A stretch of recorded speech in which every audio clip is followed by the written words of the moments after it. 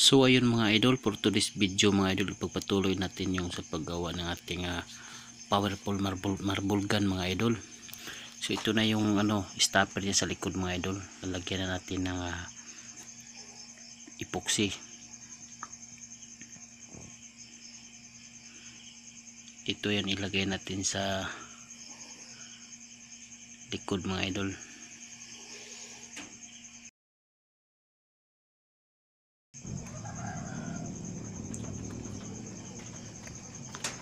Lagyan pa rin natin yan ng epoxy yung sa likod, pinakalikod niya.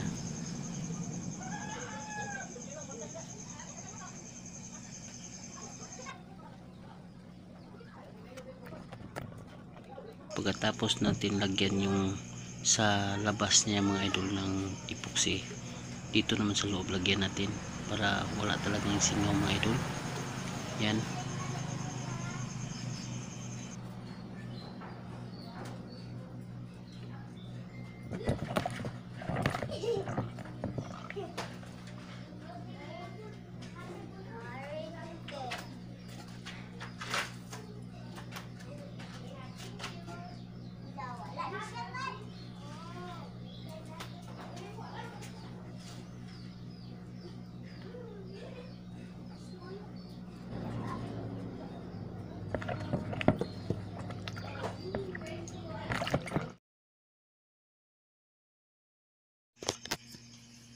So yun mga idol, dito naman tayo sa salagsag niya mga idol.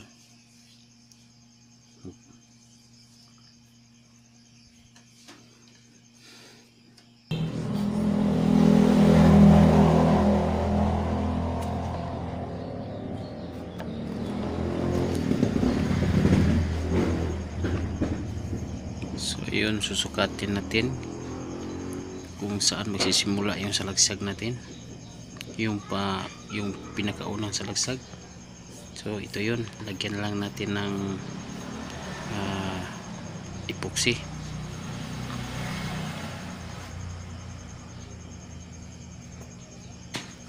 Yung sa distansya ng kada salagsag mga idol, depende yun sa haba ng nyo, tangke nyo. So ayun mga idol, tapos na natin lagyan ng mga epoxy yung mga idol sa lagsag mga idol. Yan, ganyan lang yung clearance ko mga idol.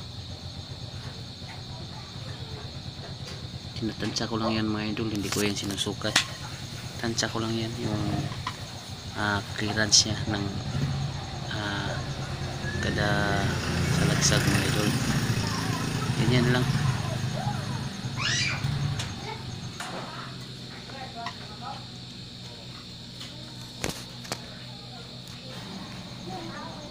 Pero dapat mga idol naka-align yan mga idol.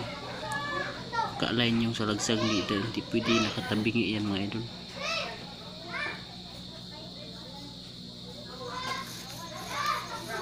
Yan mga idol, dapat kabilaan mga idol. Tignan natin na hindi dapat nakatabingi. Kasi pag nakatabingi yan ang nagiging dahilan na paghina ng ating marble gun mga idol. Hihina yung pwersa niya. Dapat naka-align yan talaga sila, na naka-plus talaga lahat, naka-align yung isi kanto niya. Tingnan talaga mabuti na walang nakalampas. Dapat alignment silang lahat.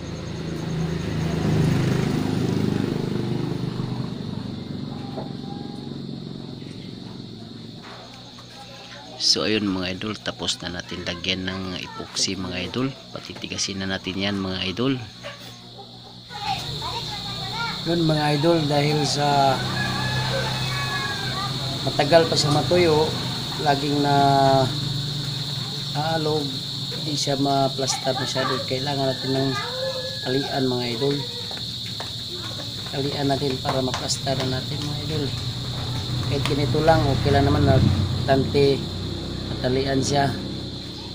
Yung epoxy naman ang nagbigay tibay sa kanya pag na tuyo na mga idol.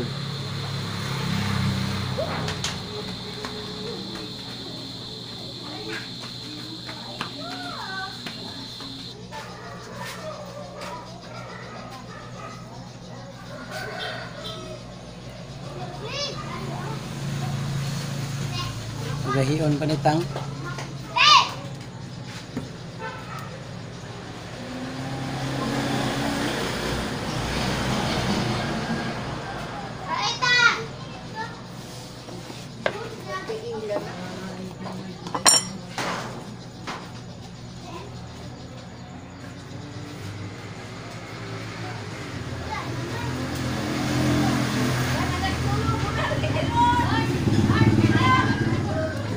Siguro dito matatapos ngayon mga idol. Patigasin ko muna ito bago ito ikabit mga idol. Kasi pag hindi siya patigasin, baka pagdating nun sa pagpasok natin sa tangke niya, baka ma-disalign siya mga idol.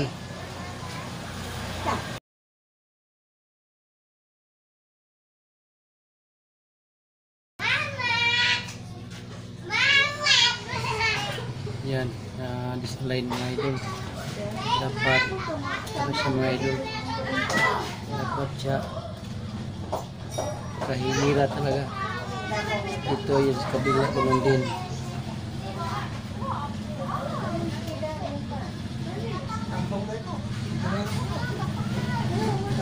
Ayan. Tapos yung clearance sa mga idol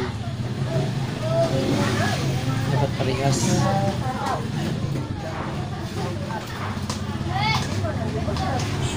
Dapat parehas yung clearance sa mga idol. Dapat pantay siya mga idol.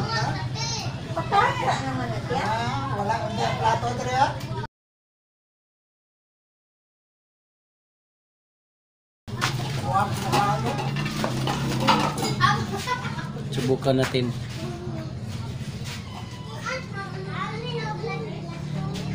Nagalaw talaga yan.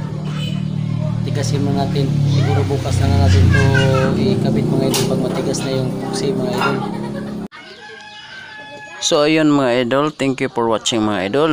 Abangan nyo sa sunod na video ko mga idol.